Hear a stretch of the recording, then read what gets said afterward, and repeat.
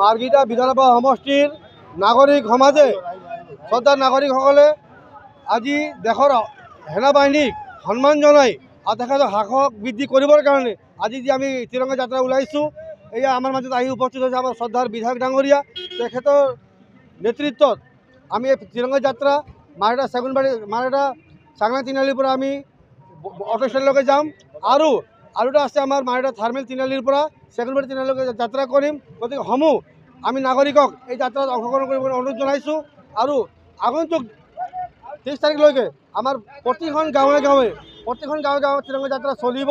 গতিকে আমি সমূহ মাৰহেটা সমষ্টিবাসী ৰাইজক এই তিৰংগা যাত্ৰাত অংশগ্ৰহণ কৰি আমাৰ শ্ৰদ্ধাৰ সেনা বাহিনীৰ জোৱানসকলক সাহস দিবৰ কাৰণে আমি অনুৰোধ জনাইছোঁ। ধন্যবাদ। যুদ্ধ আপোনালোকে দেখিব পাইছে এই সদীক কেন্দ্ৰত ভাৰতীয় জনতা পাৰ্টিৰ ভাৰতৰ প্ৰধানমন্ত্ৰী নৰেন্দ্ৰ মোদী ডাঙৰীয়াৰ যিটো উৎসাহ আৰু যিটো আজি ডিচিশ্যন, সেইটো প্ৰতীক সমগ্ৰ ভাৰতবৰ্ষত তিৰংগা যাত্ৰা ওলাইছে।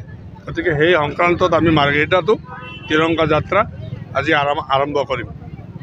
ইপাৰৰ পৰাও আমি কৰিম, এইপাৰৰ পৰাও কৰিম। গতিকে ভাৰতীয় সেনা আৰু প্ৰধানমন্ত্ৰীৰ যিটো নেতৃত্ব, তাক আজি আমি উৎসাহ জনাবৰ কাৰণে তিৰংগা যাত্ৰা আমি আৰম্ভ কৰিছোঁ।